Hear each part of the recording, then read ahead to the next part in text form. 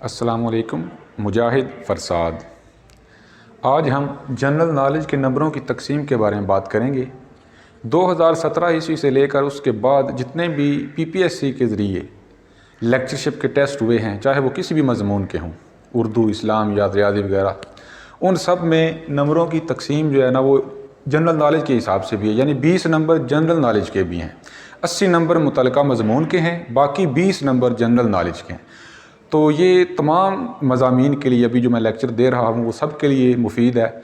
तो मैं नंबरों की तकसीम अभी बताता हूँ कि वो जो 20 नंबर हैं जनरल नॉलेज के, उसमें कौन कौन सी चीज़ होती है। तो उसमें 2 नंबर उर्दू के होंगे, 2 नंबर ही इस्लामियात के होंगे, 2 नंबर ही इंग्लिश के, 2 नंबर ही मुतालिया पाकिस्तान के,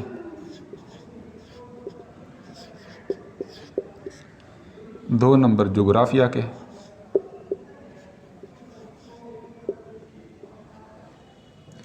2 नंबर जनरल साइंस के,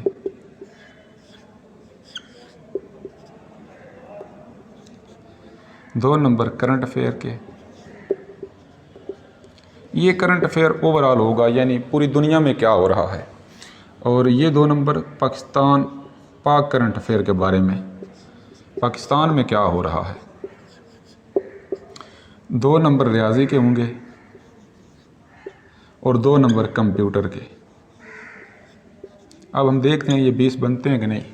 2, 4, 6, 8, 10, 12, 14, 16, 18 और 20। ये यूँ समझे कि 99.99 ये दुरुस्त है। लेकिन बाज़ औक़ात थोड़ी बहुत तब्दीली भी होती है। जैसे 2017 के उर्दू के टेस्ट में इस्लामियात का एक सवाल भी नहीं था। क्योंकि मैंने इस्लामियात भी किया हुआ है, इसलिए मेरी नज़र थी कि इस्लामियात के सवाल भी आएंगे, लेकिन इस्लामियात का एक सवाल भी शामिल नहीं किया गया। इंग्लिश के सवालात ज़्यादा कर दिए गए थे। तो इस तरह बाज़ का थोड़ा बहुत तब्दील भी होता है, लेकिन अमूमन यही है। अब हम ये देखते हैं कि इनकी तैयारी कैसे करनी है, कहाँ से करनी है। तो जनरल नॉलेज के लिए सबसे बेहतर तो ये है कि मैट्रिक और इंटर की जो दरसी किताबें हैं, यानी तमाम मज़ामीन की, उर्दू की, इस्लामियात की, इंग्लिश की, ये जो जितने बताए गए हैं ना, इन सब के लिए मैट्रिक और इंटर की किताबें वो ख़रीद लें तो वो ज़्यादा बेहतर है। अब जो करंट अफेयर और पाक करंट अफेयर है, इनके बारे में बेहतर है कि अखबार भी पढ़ें और ख़बरें भी सुनें। इसके अलावा एक एडवांस वालों की किताब है जिसमें तकरीबन 180 के करीब साबका पेपर दिए हुए हैं, वो भी अच्छी किताब है, तो उससे भी तैयारी की जा सकती है। लेकिन अब 180 पेपर, उसमें एक जो टेस्ट है वो 100 नंबरों का है, यानी तकरीबन 18,000 के करीब उसमें सवाल आते हैं। तो अब ये सारे याद करना मुश्किल है। तो इसलिए कम अज़ कम हर मज़मून के जो है ना वो 5-5 पेपर है, यानी 500 सवालात, 500 इसके, 500 इसके, इस तरह।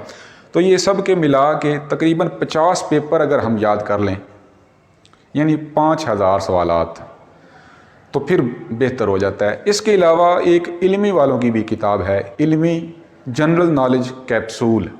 एक इकट्ठी है जिसमें तमाम मज़ामीन के जो है ना वो जनरल नॉलेज के हिसाब से सवालात दिए हुए हैं एक ही किताब में। लेकिन एक कैप्सूल सबका अलग अलग मिलता है। उर्दू, इस्लामियात, इल्मी वालों ने वो तमाम जो है ना वो कैप्सूल बनाए हुए हैं। अगर वो सारे ख़रीद लिए जाएँ तो वो ज़्यादा बेहतर है। ये तो इंसान के पास जितना वक्त होता है, सरमाया होता है, वो जितनी मेहनत करता है फिर उसका उतना फल मिलता है। लेकिन ये चीज़ ज़हन में रहे कि हम बाज़ औक़ात जनरल नॉलेज की टेंशन लेकर तवाज़ुन ख़राब कर बैठते हैं। यानी मुतलका मज़मून जो है, जैसे उर्दू है, उर्दू की तैयारी अगर आप कर रहे हैं और साथ जनरल नॉलेज भी करते हैं, तो जनरल नॉलेज चूँकि थोड़ा मुश्किल भी है, तो इसकी टेंशन लेकर बाज़ औक़ात जो है ना वो उर्दू में कमज़ोरी आ जाती है। ज़्यादातर लोग सिर्फ़ इसी को याद करते रहते हैं मुश्किल समझकर। तो इसका टाइम टेबल बनाएं, यानी अगर दिन में आपके पास 5 गुना वक्त है तो 4 गुना मज़मून को दें, 1 गुना इसको दें। यानी 100 नंबर है ना, तो तकसीम ज़हन में रखें। 80 नंबरों का मज़मून जो आपका मुतलका है वो है, उस पर ज़्यादा फोकस करना है। तो 80 नंबरों का जो मज़मून है उसको भी याद करें। बाज़ औक़ात यूँ होता है कि कुछ लोग ये कहते हैं पहले मैं मज़मून सही तरह तैयार कर लूँ, ये जनरल नॉलेज बाद में देखेंगे।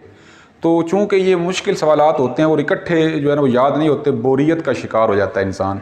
तो बेहतर ये है कि रोज़ाना इसके कुछ ना कुछ सवालात किए जाएँ। यानी अगर एक टेस्ट रोज़ाना कर लिया जाए 100 नंबरों का और सही तरह याद कर लिया जाए कि बाद में वो भूले ना, तो वो काफ़ी है। साथ ही अपना मुतलका सब्जेक्ट याद करें, साथ ही रोज़ाना इसका भी करें। यूँ ना करें कि पहले अपना सब्जेक्ट याद करें, बाद में इकट्ठा इसको करें। जब आप इकट्ठा करने लगेंगे तो आप बोरियत का शिकार हो जाएंगे। तो ये चीज़ ज़हन में रखें, दोनों चीज़ों को इकट्ठा साथ लेकर चलें। बहुत शुक्रिया।